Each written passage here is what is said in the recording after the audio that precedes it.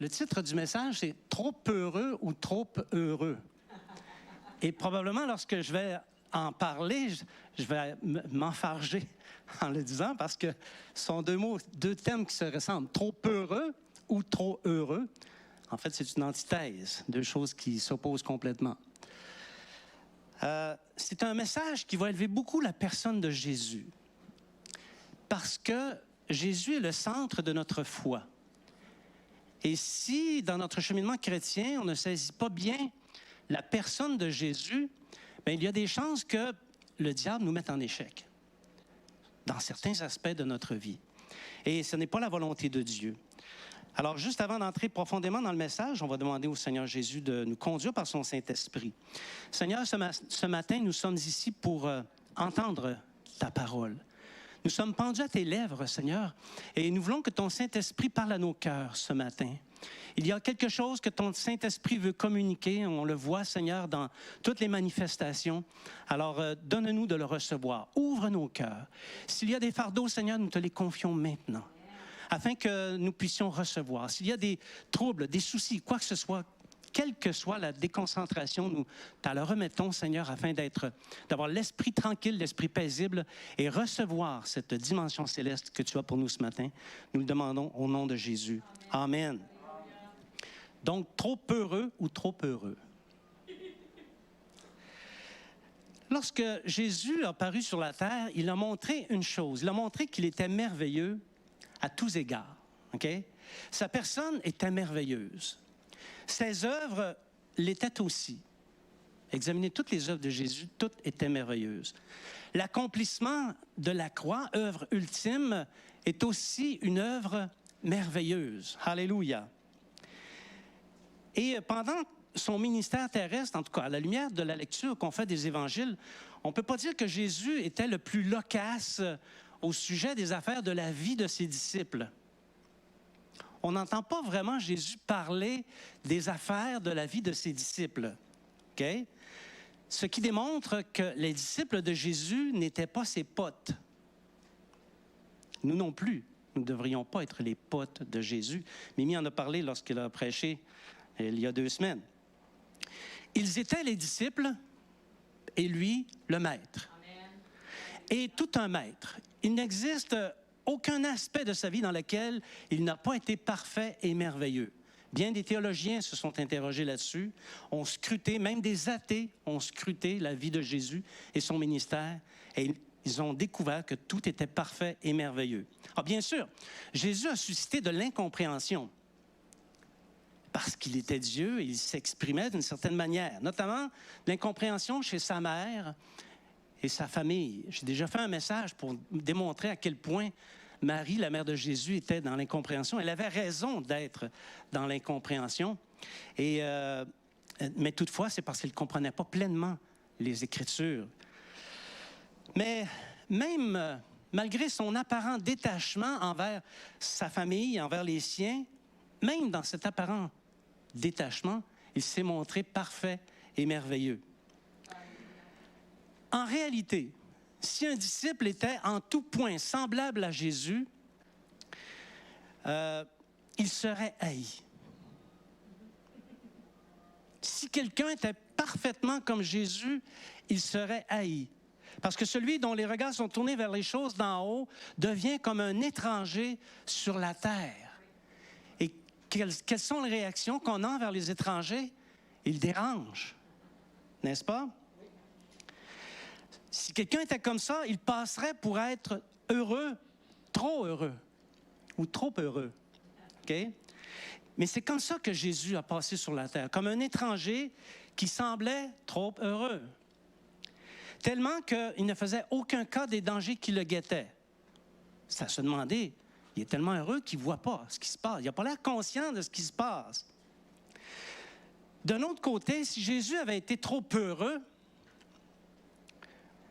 il n'aurait pas pu accomplir sa mission de sauver les hommes qui éventuellement mettraient leur foi en lui. Ceci dit, il n'existe pas des centaines de manières d'exprimer ou d'envisager la foi. Écoutez bien ceci, le plus tu es proche de Jésus, le plus heureux tu es. Amen. Le plus tu es loin, le plus peureux tu es. Et heureux si tu demeures dans la foi tout en étant peureux. Donc, être heureux, être peureux, c'est humain. C'est humain d'avoir peur. Être heureux, c'est divin. Et la volonté de Dieu, c'est que nous soyons heureux. Trop heureux. Les béatitudes l'expriment bien. La plupart des béatitudes disent heureux celui, hein? Et il y a une douzaine de situations où on dit que celui qui a tel comportement est heureux. Donc, à partir d'ici, l'usage du mot heureux dans trop heureux, se réfère aux attitudes d'humilité. Alors, on va regarder ensemble un épisode où Jésus s'est montré heureux alors que ses disciples étaient peureux. On va regarder notre texte dans Marc, chapitre 4, versets 35 à 41.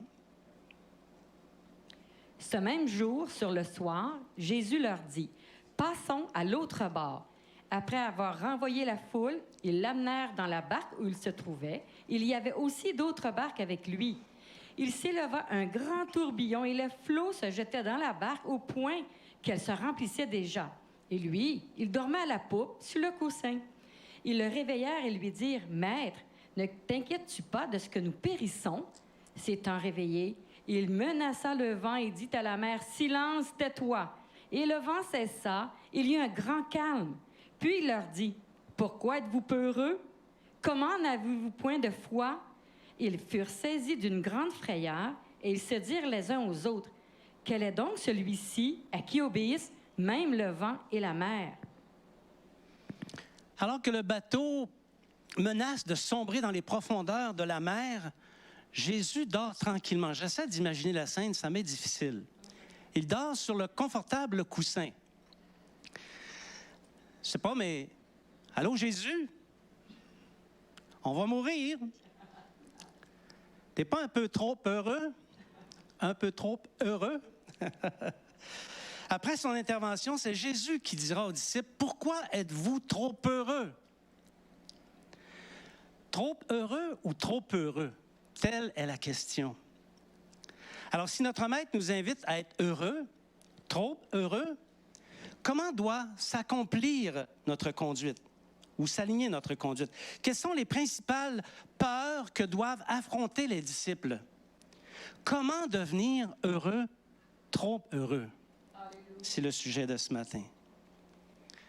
On va considérer ensemble la perfection de Jésus. C'est beau de le dire, mais on va en parler, OK? Jésus était un homme en tout point parfait et merveilleux, on l'a dit, tellement que l'apôtre Paul le compare à un nouvel Adam, OK? Et qui met sa foi en Jésus devient une nouvelle créature. Ça commence à être le début d'une nouvelle création. Adam, par sa seule offense, a emmené tous les hommes sur la voie de la mort, de la perdition. Par le seul acte de justice de Jésus à la croix, la justification qui donne la vie s'étend à tous les hommes qui mettent leur foi en Jésus. Amen. Alléluia. La grâce et la foi deviennent alors accessibles à quiconque croit. N'importe qui, quelle que soit sa langue, sa couleur, sa race, s'il se met à croire à Jésus, à placer sa foi en Jésus, il accède à cette nouvelle création et il obtient la vie. Pourtant, ce nouvel Adam, auteur et roi de la nouvelle création, Jésus, les hommes l'ont royalement méprisé. Ils l'ont méprisé à la hauteur de sa royauté. Jésus était merveilleux depuis le jour de sa naissance. Bon, on connaît tous les faits relatifs à la naissance de Jésus. Ils sont enseignés dans l'Évangile de Matthieu, mais principalement dans l'Évangile de Luc. Jésus était promis un formidable destin. Il avait été dit de lui qu'il sauverait son peuple et qu'il accomplirait toutes les prophéties. C'était tout un menu au programme. Il y a des insensés dans le monde qui s'imaginent que Jésus était un huluberlu et qu'il a pris sur lui d'accomplir les prophéties de lui-même, comme si c'était possible qu'un homme, quel qu'il soit en mesure d'accomplir plus de 300 prophéties. Non seulement il faut qu'il les connaisse par cœur, mais il faut qu'il soit capable d'aligner les événements et les circonstances pour que ça puisse arriver. Seul Dieu pouvait faire une chose comme celle-là. Et Jésus les a accomplis parce qu'il était le Fils de Dieu. Il est le Fils de Dieu. Par contre, dès le départ, la réalisation des promesses ou des prophéties à l'égard de Jésus semblait compromise. La notion même de merveilleux n'a pas nécessairement emprunté les voies attendues.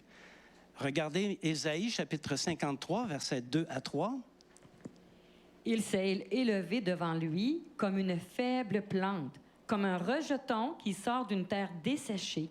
Il n'avait ni beauté, ni éclat pour attirer nos regards, et son aspect n'avait rien pour nous plaire. Méprisé et abandonné des hommes, homme de douleur et habitué à la souffrance, semblable à celui dont on détourne le visage. Nous l'avons dédaigné. Nous n'avons fait de lui aucun cas. » Alors, si les jours merveilleux de sa naissance ont frappé les esprits, c'est frappant ce qui s'est passé dans les jours de la naissance de Jésus, à cause de tout ce qui a été dit, à cause de son enfance. Mais les temps de sa croissance n'étaient pas aussi marquants que ça. On n'avait pas l'impression que c'était un roi. On n'a qu'à se souvenir de l'épisode de la fête à Jérusalem quand Jésus avait 12 ans. OK? Il était heureux.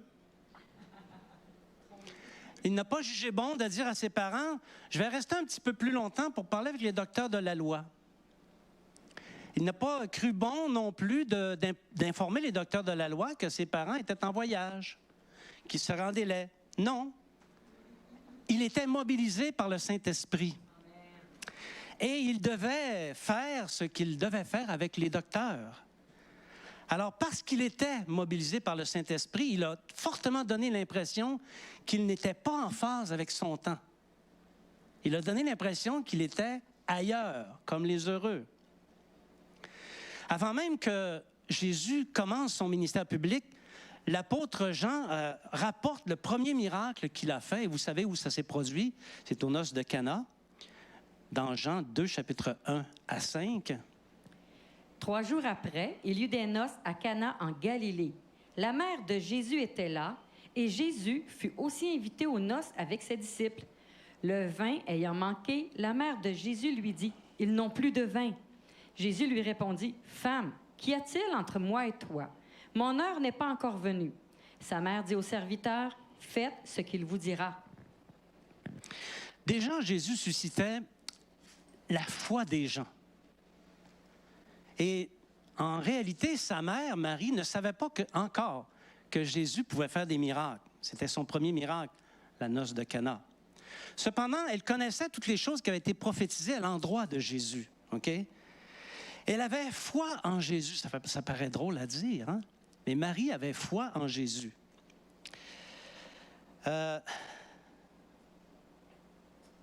Sinon, elle n'aurait pas dit « Faites tout ce qu'il vous dira ». C'est un épisode épique où Marie demande une chose à Jésus qu'il ne semble pas approuver.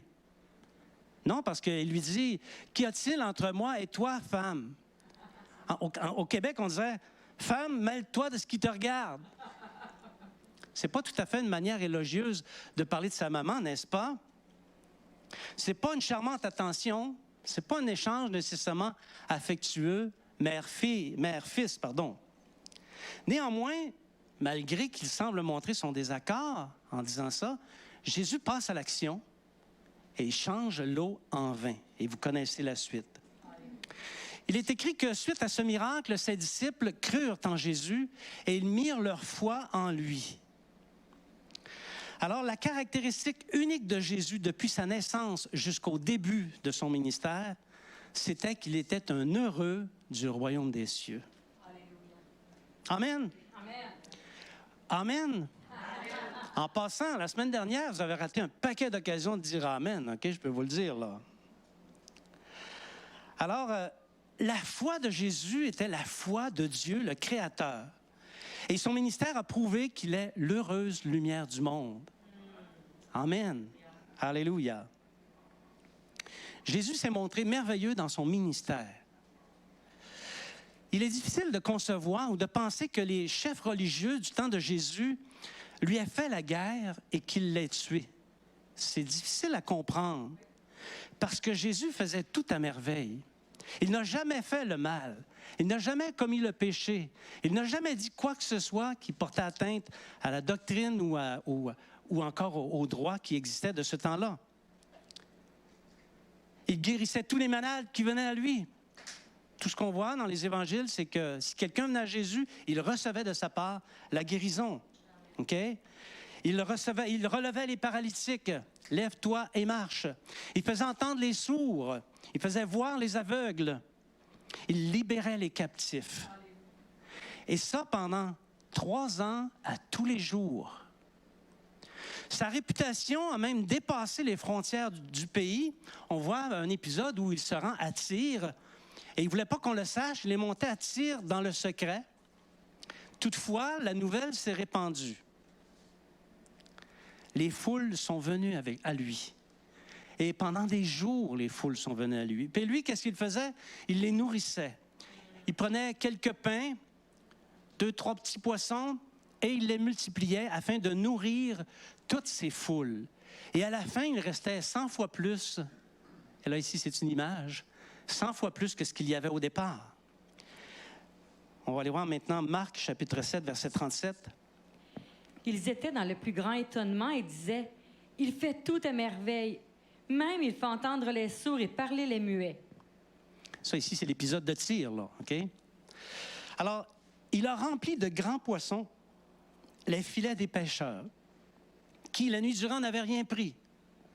Les démons avaient peur de lui au point de préférer se transférer dans des ports. Quelqu'un se fait traiter de sale porc, c'est une méchante insulte. Mais eux, ils ont dit, on voudrait entrer dedans. Ils avaient peur, n'est-ce pas? Les mains sèches devenaient saines. Les morts ressuscitaient.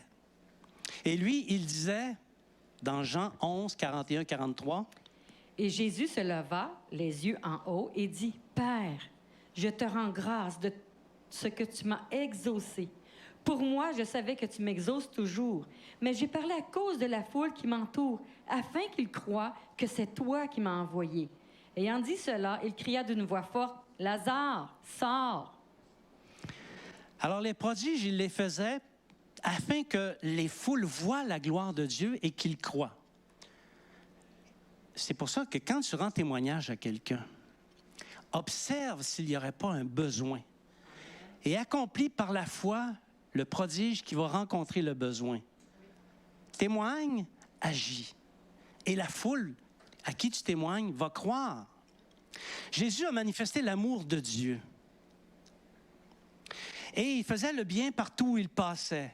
Il a fait passer l'art d'aimer sans être naïf à l'état de maîtrise. Parce qu'il connaissait ce qu'il y avait dans le cœur de l'homme. Il aimait, mais il n'était pas naïf. Au Québec, on dirait d'autres choses. On dirait que c'était pas niaiseux. OK? Alléluia. Jésus était la foi incarnée, la lumière éclatante de Dieu qui illumine le monde. Le chemin de la droiture de tous les hommes. Il a été un modèle pour les disciples et ils ont mis leur foi en lui. Amen. Jésus était l'heureux élu de Dieu. Trop heureux pour ce que les hommes étaient capables de supporter. Parce que son humilité apportait la gloire parmi les hommes. Et ceci dans toutes les générations, pas seulement dans son temps. Mais ça apportait aussi la contrariété et l'opposition féroce. Nul autre heureux ne fut jamais en mesure de se comparer à Jésus. Essaye d'identifier un heureux dans l'histoire que tu as connue. Aucun ne s'est comparé à Jésus. Même les pseudo-grands prophètes venus après Jésus n'ont jamais eu une telle envergure. Et c'est à se demander comment les gens font-ils pour croire en ces pseudo-prophètes. De Mahomet, on constate qu'il n'a jamais fait de miracle. Il n'a jamais prophétisé un événement futur. Les prophètes de l'Ancien Testament, les grands prophètes, n'ont jamais fait mention de cet homme qui devait venir annoncer des vérités. Okay? Ce prophète a eu plusieurs femmes, dont, semble-t-il, au moins une d'âge nubile ou prépubère. Okay? Il a fait la guerre et il a tué un nombre considérable d'hommes, de femmes et d'enfants. Rien à voir avec le Seigneur Jésus. Les descendants de Mahomet sont responsables du meurtre de, on estime, entre 300 et 700 millions d'hommes, de femmes et d'enfants à travers le monde. OK? Sa religion, si vous l'examinez comme il faut, est une religion de condamnation et de mort, et non une religion qui donne la vie. On ne vient pas à Mahomet pour avoir la vie. On vient à Mahomet de peur de la perdre. Parce que sans le sabre des conversions forcées, l'islam serait mort de sa belle mort. Non? Nul ne se comparera jamais au maître de la foi, à celui qui a déclaré « Bienheureux ceux qui mettent leur foi en lui » et à qui il a dit « Ayez foi en Dieu, ayez foi en moi. » Amen. N'est-ce pas un Dieu merveilleux?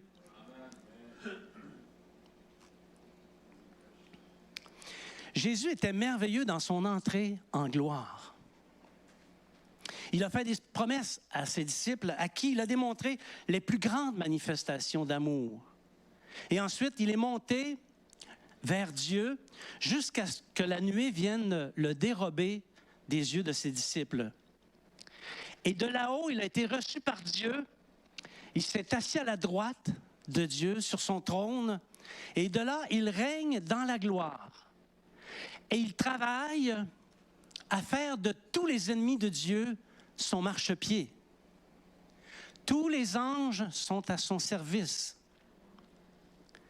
Toutes les créatures sont soumises à son nom merveilleux, le nom le plus puissant. Du haut des cieux, il prépare les événements qui conduiront éventuellement à la venue et à l'établissement de son règne sur la terre. Alléluia. Avant que ne se déroulent tous ces événements de la fin, dont je viens de faire une petite mention, tous les êtres célestes disent ceci d'une voix forte. L'agneau qui a été immolé est digne de recevoir la puissance, la richesse, la sagesse, la force, l'honneur, la gloire et la louange.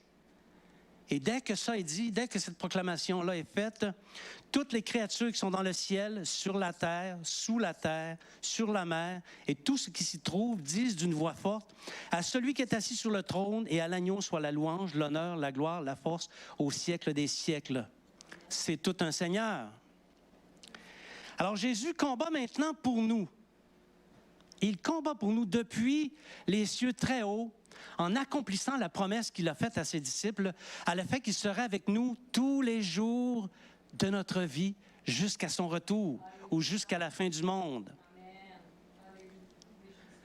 Du bienheureux trône de sa gloire, nous régnerons avec lui ici-bas. Peut-être que tu ne le sais pas, mais actuellement, tu règnes avec Christ. Plus tu prends conscience de qui tu es, de la nature divine qui est en toi, plus tu prends conscience que tu règnes sur la terre avec Christ, OK? Et ça, depuis la victoire de la croix. C'est pourquoi, mon frère, ma sœur, il n'y a plus de place pour la peur. Il n'y a plus raison de rester trop heureux. Alléluia. L'heureuse transmission de la foi.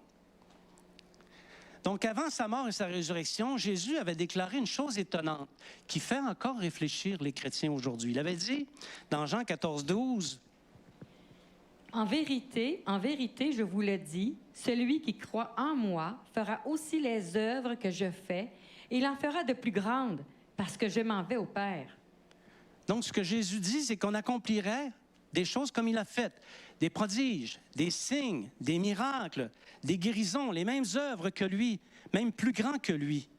Et après nous avoir dit ça, Jésus est entré dans sa gloire.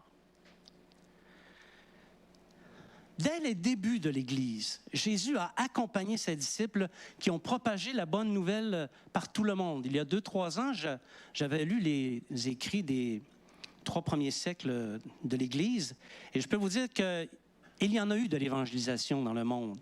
Ils ont vraiment propagé l'Évangile partout. Les disciples, après leur conversion, en tout cas les disciples des premiers siècles, qui ont propagé la bonne nouvelle, de trop heureux qu'ils étaient, ils sont devenus trop heureux de voir toute cette puissance, toute cette gloire. Ils sont devenus heureux d'être persécutés au nom de Jésus. Nous autres, on mange une baffe et on pleure. Et on chiale. Eux, ils ont été persécutés, ils étaient heureux. Ils étaient heureux d'être participants de la gloire de Jésus. Et nous aussi, on doit apprendre à être heureux d'être participants de la gloire de Jésus. Ils ont reçu le Saint-Esprit et la terre a tremblé. Par 2 occasions, les foules se sont converties en masse. Ces gens étaient des gens simples du peuple. Avant, ils avaient peur des chefs du peuple, c'étaient des peureux. Et puis, ils se sont mis à les confronter. Ils ont quitté la peur. Alléluia. Étienne, on en parlait cette semaine, loin d'être peureux. C'était pas un peureux, Étienne. Peut-être qu'il y en a qui diraient que c'était un baveux, tu sais. Mais c'était pas un peureux. Il a servi un enseignement magistral sur l'hypocrisie religieuse qui a tué le juste, le Seigneur Jésus. Trop heureux qu'il était, il a vu le ciel s'ouvrir et le Fils de Dieu assis à la droite du Père. Très puissant. Sa foi lui a valu une salve de pierre. Est-ce que c'est possible que ta foi te vaille une salve de pierre? Oui, c'est possible. Et là, il s'est endormi. Dès lors, parmi ceux qui sont passés de trop heureux à trop heureux, se sont multipliés les martyrs. Étienne était le premier, et les heureux qui ont suivi plusieurs sont devenus des martyrs. Et ils y allaient avec la joie. Ils n'avaient pas peur d'y aller. Ils tendaient les mains. Ils prenaient nos biens. Ils ont confondu les autorités romaines de ce temps. Beaucoup sont morts et ont été déclarés bienheureux. Les églises des nations, les 5 églises qui nous ont précédés, de même que l'église de Philadelphie qui agit aujourd'hui, ont tout agi par la puissance de Jésus. Ils n'ont pas fait ça par leur propre force. C'est par la puissance de Jésus qu'ils l'ont fait. Amen. Vous voyez, ce ne sont pas les peureux qui ont fait la différence. Ce sont les trop heureux, parce qu'ils mettaient leur confiance dans leur maître. C'était des disciples qui mettaient leur confiance dans leur maître. Et c'est avec eux que Jésus a travaillé. Jésus travaille avec les heureux et non les peureux. Et c'est ceux-là qui vont hériter de toutes les promesses. Amen? Amen. Vous êtes toujours avec moi? Et vous commencez à imaginer dans quel camp vous êtes? Dans les trop heureux ou dans les trop peureux? C'est bon de réfléchir parfois, non? Oui. Jésus est dans la barque. Jésus dormait paisiblement sur le coussin. Il ne disait pas un mot. Le récit ne nous dit pas s'il ronflait ou pas. OK? Le récit ne nous dit pas si la bave coulait le long de sa bouche. OK? Mais chose certaine, cette barque était ballottée par les vents et les vagues. L'eau entrait et mouillait tout. Je ne peux pas croire que Jésus n'a pas été mouillé par l'eau. Et le danger était tel que les disciples étaient sûrs qu'il coulait. Notre faim est arrêtée. En plus du froid, du bruit, parce que quand il y a un tourbillon sur la mer et que les vagues se lèvent, crois-moi, c'est bruyant. Alors, il y avait des ténèbres, il n'y avait plus rien à faire. Ils n'étaient même plus capables de sortir l'eau. Leur fin était arrivée, c'était écrit dans le ciel, en lettres rouges. Et de tous ceux qui étaient là dans la barque, aucun ne s'est mis à genoux. Aucun n'a même pensé à parler aux éléments. La fatalité frappait. C'est fatal. On va mourir. Parce que la fatalité frappe toujours. Avant de mourir, pensait-il, on devrait peut-être réveiller Jésus pour qu'il se sauve en nageant. On peut penser qu'ils ont réfléchi comme ça, tu sais. Je suis convaincu qu'ils n'ont jamais pensé que leur foi pouvait leur venir en aide. Preuve en est, ils ont dit, « Qui donc est celui-ci à qui obéissent le vent et la mer? » Alléluia. Les chrétiens trop heureux Mais on ne va pas dire toutes ces choses-là sans l'appliquer à notre vie, n'est-ce pas? Il y a beaucoup de chrétiens qui se comportent comme si Jésus n'était pas dans leur barque. Pourtant, si Jésus dormait sur le coussin pendant la tempête, je vous garantis qu'aujourd'hui, il ne dort plus. Il ne dort plus. Il y a quelqu'un qui a dit la semaine passée, Satan ne prend pas de vacances, Jésus non plus ne prend pas de vacances. Satan ne dort pas, Jésus non plus ne dort pas. Alléluia. Il ne dort pas. Néanmoins, lorsque ces chrétiens-là entrent dans une tempête de la vie, ils rament. Ils rament. Ils tentent de naviguer du mieux qu'ils peuvent. Ils crient. Ils pleurent. Ils frappent la barque. Ils écopent pour sortir de l'eau. Ils mettent des imperméables. Et ils finissent par perdre courage parce que la fatalité frappe. L'idée qu'ils aient autorité sur les éléments ne leur vient pas à l'esprit. On a autorité sur les éléments. L'idée même de prier ne leur vient pas à l'esprit non plus. Non, on ne peut pas prier parce que la fatalité a frappé. Consulter le Seigneur ne figure pas non plus sur leur liste de choses à faire. Totalement résignés, ils ignorent qu'ils ont été choisis et destinés à être heureux, et ils s'abandonnent à leur peur. Ils pataugent comme des peureux, et pourtant, ce sont des heureux. Jésus est dans leur barque. Vous savez, s'abandonner aux réactions naturelles, avoir peur, avoir la crainte, OK? C'est laisser les événements contrôler nos vies.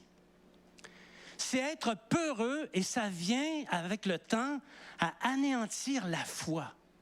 Si tu entretiens la peur et que tu développes la caractéristique des peureux, ta foi va s'anéantir.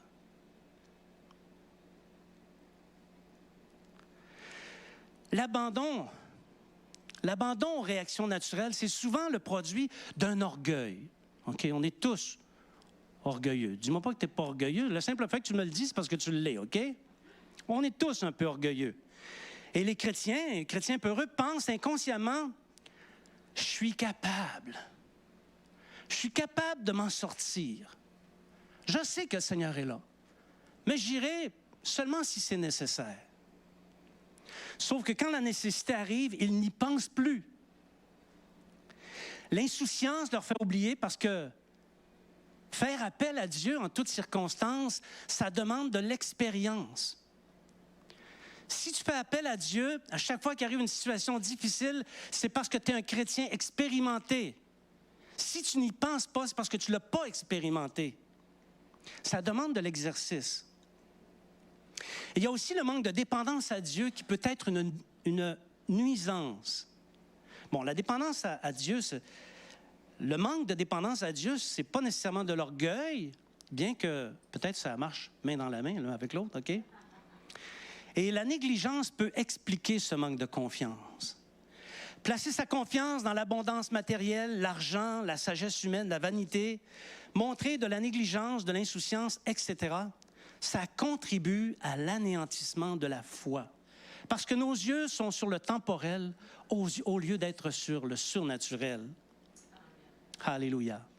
Or, sans la foi, il est impossible d'être trop heureux. Et on devient trop heureux. Une occasion de rendre témoignage? Non, ça, c'est pas mon ministère, ça. Il y en a d'autres qui ont ça, ce ministère-là. On va leur laisser ça, OK? Une occasion de prier pour un malade? Non. Il y a des Tylenol, il va guérir de toute façon. Hein? Appliquer les solutions de la Bible aux circonstances de notre vie? Wow! On est au 21e siècle quand même, hein? Il faut évoluer avec son temps. Se tenir dans la compagnie des disciples ne sont pas tout à fait comme moi, hein? S'ils étaient comme moi, ce serait le fun. Mais ils ne sont pas comme moi. Fait que je vais m'abstenir. Et ainsi de suite, ainsi de suite, ainsi de suite. Alors, s'ils sont convertis, Jésus est bien dans leur barque. Mais ils lui disent, dors tranquille.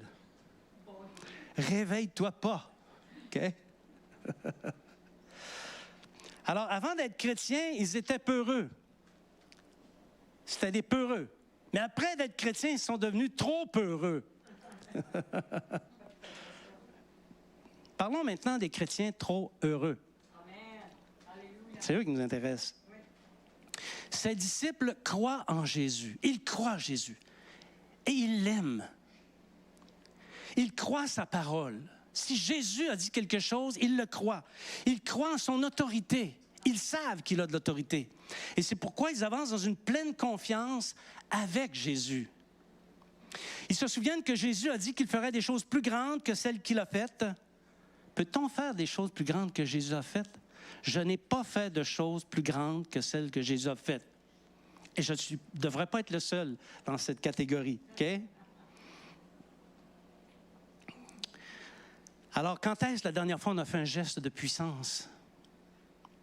Alors, ces gens-là, les trop heureux, ils croient ça parce qu'ils s'appuient sur le Maître. Ils demeurent dans sa quiétude. Ils sont heureux. Ces chrétiens ne sont pas du monde. Ils ne raisonnent que par la parole de Dieu et par l'Esprit de Dieu. Ils ont vraiment été transformés par le renouvellement de l'intelligence. Ils étaient une chose, ils en sont maintenant une autre. Leur vie chrétienne suit une ligne droite et intègre. Il n'y a pas de haut ni de bas. Ils sont stables dans la foi. OK? Ils tiennent la main de leur maître. Ou je devrais dire, leur maître tient leur main et ils avancent avec lui sur le chemin de la vie. Alléluia. Et le maître les conduit. C'est pourquoi le chemin qu'ils suivent n'est jamais un chemin tortueux. C'est toujours un chemin droit. Quand le trouble vient, ce qui arrive, ça arrive, mais pas si souvent. Ça arrive, mais pas si souvent. Pour ceux qui sont trop heureux, OK? Leur humeur n'est pas affectée. Ils ont un sourire fendu jusqu'aux oreilles. Pourtant, ça ne va pas bien dans leur vie. Ils sont affectés d'un trouble, mais ils sont heureux parce qu'ils sont avec Jésus. Ils ont confiance en lui. Leurs yeux sont sur celui qui a tout vaincu. Et ils sont dans une attente paisible. Ils ne sont pas inquiets. Ils n'ont pas peur. Alléluia. Tellement que ceux qui sont autour d'eux les regardent aller et puis ils se disent, coudonc, c'est un inconscient, lui, il n'est pas conscient des dangers. Et eux, ils répondent, Jésus est maître à bord. Non seulement il est dans la barque, mais il est maître de la barque. Nous pouvons, si nous voulons, commander aux événements. C'est ce qu'ils disent. Et ils vont obéir au Seigneur Jésus. Alors, tous ces gens-là sont trop heureux. Il y a un frère ici, un couple de l'Assemblée qui m'a prêté un livre à lire, ça fait un bout. J'ai profité de nos vacances pour le lire. Le livre s'intitule « À chaque jour suffit sa grâce ». OK? C'est 366 histoires, tirées de l'histoire, naturellement, de chrétiens qui ont agi par la grâce, des gens qui étaient heureux. Vraiment trop heureux. Et quand tu lis ce genre d'histoire-là, il se passe quelque chose ici. Il se passe quelque chose. Tu veux mourir. Tu veux t'associer à eux. Tu veux t'associer à leur foi. Faire ce qu'ils ont fait. Imiter leur conduite, leur droiture, leur intégrité pour hériter des promesses. À chaque page, on voit un homme, le jour de sa naissance, le jour de sa conversion, le jour de l'appel de Dieu au ministère, au service, tous les troubles et les difficultés qu'ils ont vécus, comment ils ont passé au travers et la date de leur mort. 366 histoires comme celle-là, ça stimule la foi. Bien-aimés, je dis toujours, il faut lire la Bible. Mais je dis aussi, il faut lire des livres chrétiens. Nous ne sommes pas en vase clos. Nous ne sommes pas sur une île. Il faut s'inspirer de ce que d'autres chrétiens ont vécu avant nous. Et naturellement, on met ça sous le profil, sous la loupe des Écritures. Un livre chrétien ne supplante pas l'autorité des Écritures. Mais si tu n'as jamais lu de livre chrétien, probablement que ça paraît. Je t'encourage, s'il te plaît, à lire des livres chrétiens pour voir la puissance de Dieu, la puissance de ce Jésus qui est dans ta barque à toi, tout comme il a été dans leur barque à eux. Amen. Je vous encourage, bien-aimés, à faire preuve de curiosité spirituel, consultez des livres chrétiens. Comment être trop heureux? La question se pose, hein? Alors, pour mener une vie de foi qui menace les tempêtes, il y a des clés, plusieurs clés. On va en regarder 3. Les 3 clés de base sont de lire la parole de Dieu régulièrement. Parce que la parole de Dieu va communiquer à ton cœur la pensée de Dieu. Et même, je vais aller un peu plus loin.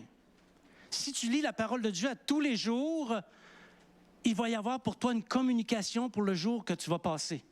Une instruction de la part du Seigneur pour ce jour qui est aujourd'hui. L'autre clé, c'est de prier sur tous les sujets. Je médite actuellement sur la prière, sur l'effet de la prière, sur ce qui se passe lorsqu'on prie. Et peut-être, par la grâce de Dieu, si Dieu le permet, je ferai un message particulier là-dessus, peut-être même une série là-dessus. En tout cas, c'est quelque chose qui est en train de germer dans mon cœur. Donc, priez sur tous les sujets, qu'ils soient petits ou qu'ils soient grands. Parce que quand tu pries pour les sujets, tu montres ta dépendance à Dieu et tu montres que tu n'es pas un négligent, tu n'es pas un peureux. Au contraire, tu es un heureux. Alléluia. Et finalement, d'agir. Agir par la foi. Le Seigneur va te communiquer ses pensées et il va juste te rester à bouger. Fais quelque chose. Fais ce qu'il te dit. Il t'a dit de faire quelque chose. Fais-le. Qu'est-ce que t'attends à rester assis? Lève-toi et marche. Non, moi, je suis bien couché.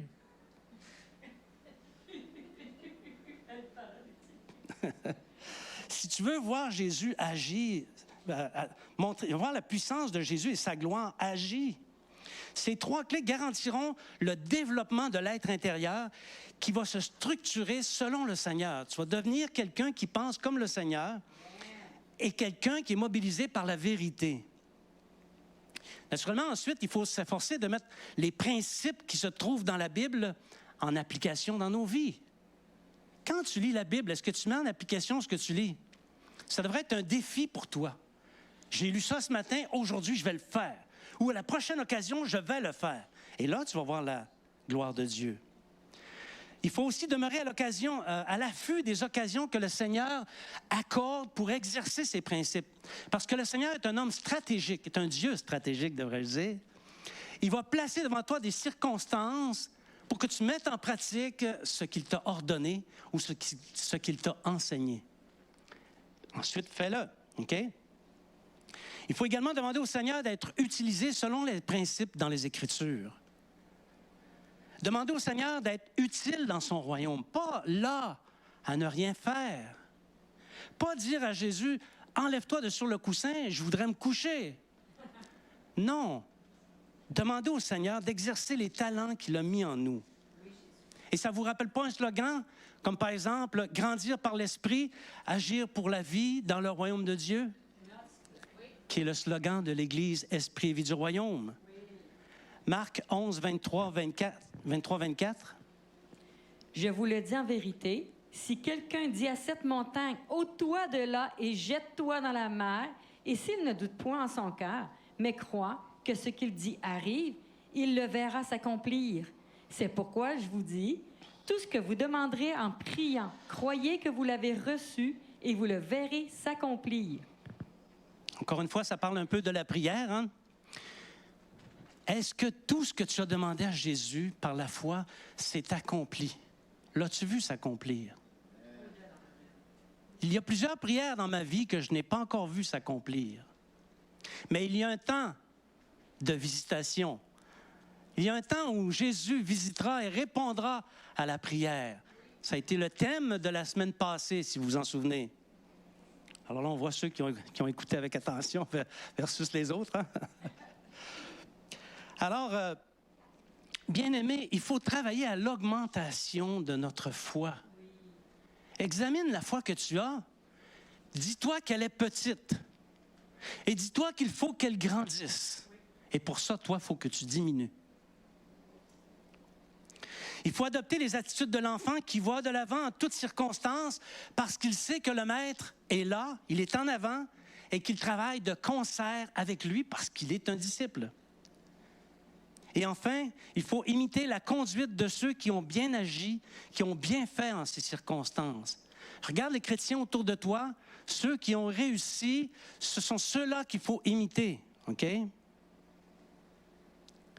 Alors, pour devenir trop heureux, il faut aussi connaître les mécanismes anti-foi, parce qu'il y a des mécanismes anti-foi dans l'Église.